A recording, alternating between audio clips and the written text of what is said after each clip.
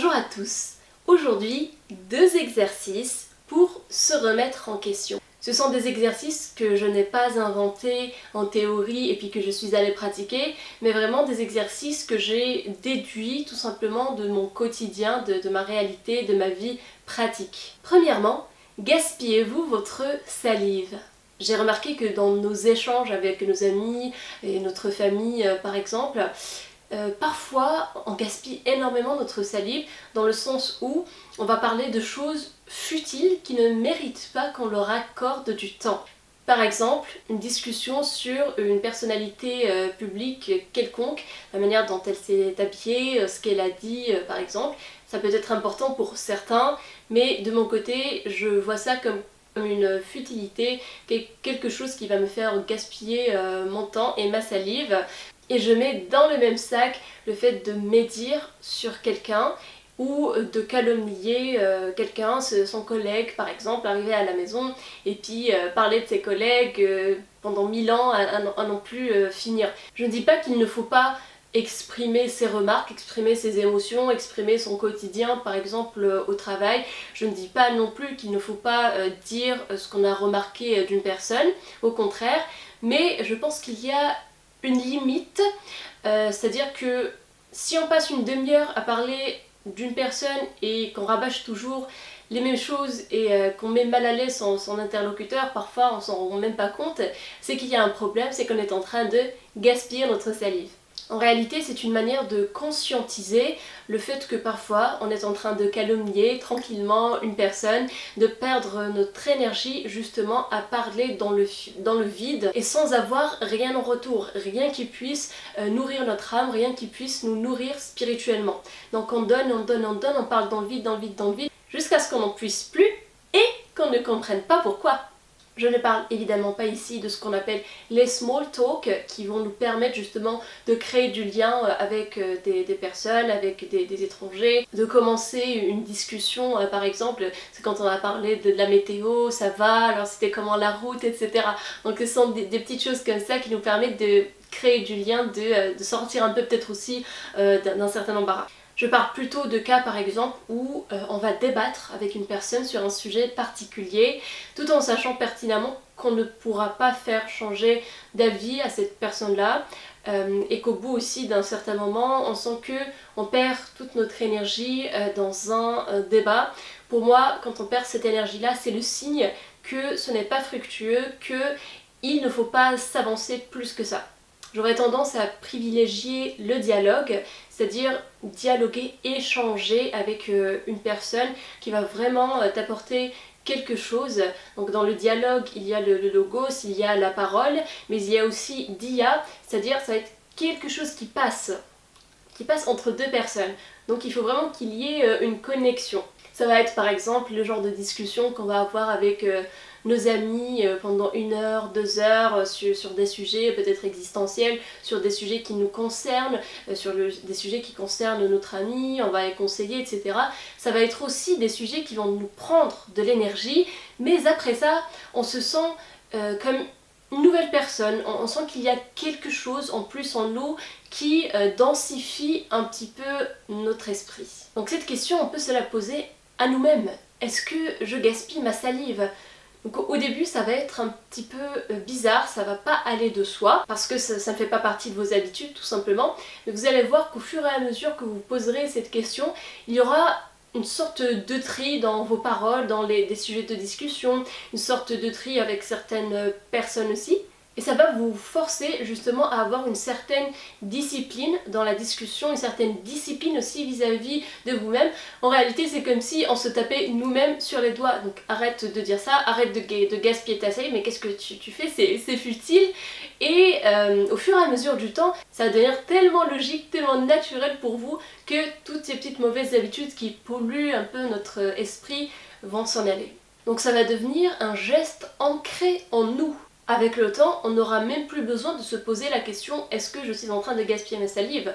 Avec le temps, ça deviendra un mécanisme intégré en vous-même et vous vous rendrez compte instantanément quand vous commencez à gaspiller justement votre salive, votre énergie. C'est aussi, je trouve, une manière légère, drôle, un petit peu taquine de dire à l'autre qui est en face de nous donc, là on parle dans le vide, là on parle de quelqu'un, j'ai pas envie de calomnier cette personne-là, passons à autre chose, passons à des choses plus intéressantes, on n'a pas le temps, avec votre compagnon par exemple, votre famille, vos amis proches. Ça va les pousser aussi à conscientiser leur manière d'être, qu'est-ce qu'ils disent, pourquoi, qu'est-ce que ça fait gagner en quelque sorte à la relation, est-ce que c'est en train vraiment d'édifier la relation, de lui apporter quelque chose de bien, ou au contraire, est-ce que vous êtes en train de baisser en quelque sorte la qualité de la relation que vous avez avec votre mari, avec votre maman, avec votre père, votre frère, vos amis proches, etc.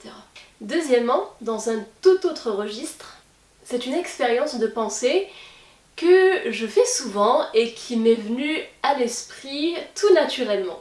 Il s'agit d'être dans un endroit avec des personnes, un endroit public, dans le métro, dans un jardin par exemple, et de se dire, toutes les personnes qui sont là, y compris moi, nous allons tous mourir.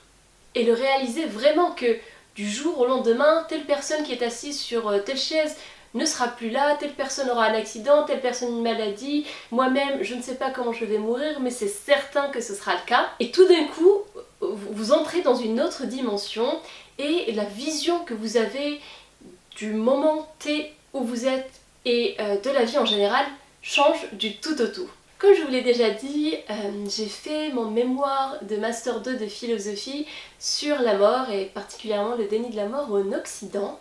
Sujet ô combien difficile, mais dont nous sommes tous proches et un jour ou l'autre nous aurons l'occasion de côtoyer les jupons de la mort, que ce soit de près ou de loin. C'est un sujet quand même qui a été extrêmement difficile à traiter pour moi, que ce soit dans ce mémoire ou dans ma vie personnelle, étant donné que j'ai perdu des personnes chères à mon cœur et qu'à chaque fois c'était une expérience difficile qui m'a appris des leçons de vie que je suis heureuse aujourd'hui d'avoir apprises.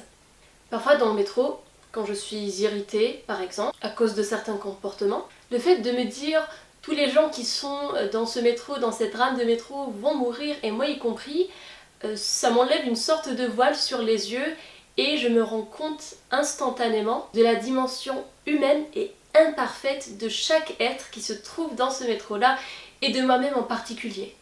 Donc ce que ça va provoquer en moi, c'est tout simplement beaucoup de compassion envers les autres, mais aussi envers moi-même. Et instantanément, j'ai un autre regard, je suis plus apaisée et je continue ma journée tranquillement.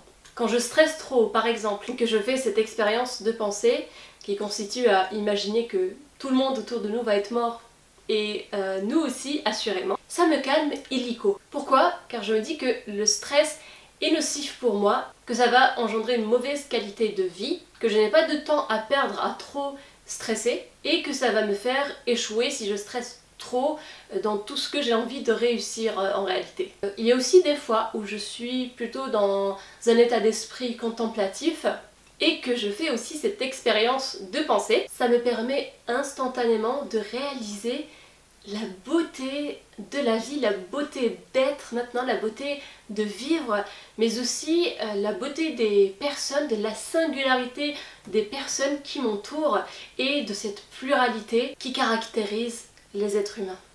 Je ne sais même plus comment j'en suis venue à faire cette expérience de pensée.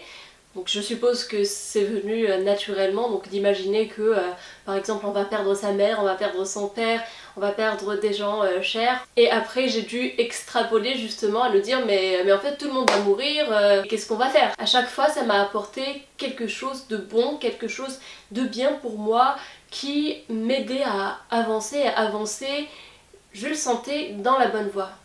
Ce que je me dis aussi c'est que si vous faites cette expérience, je pense qu'au début, ça peut être effrayant, ça peut ne pas bien se passer et dans ce cas-là, ça va faire remonter des choses en vous, des peurs, des blessures qui, à mon avis, il faudra apprendre au fur et à mesure à les regarder en face. Je pense qu'on ne peut pas être parfaitement à l'aise avec cette notion de mort qui signifie la fin de notre vie, la perte de personnes que nous aimons, mais il y a quand même la possibilité d'être en paix avec cette idée-là et Pour ma part, cet exercice m'a énormément aidé à l'être aujourd'hui.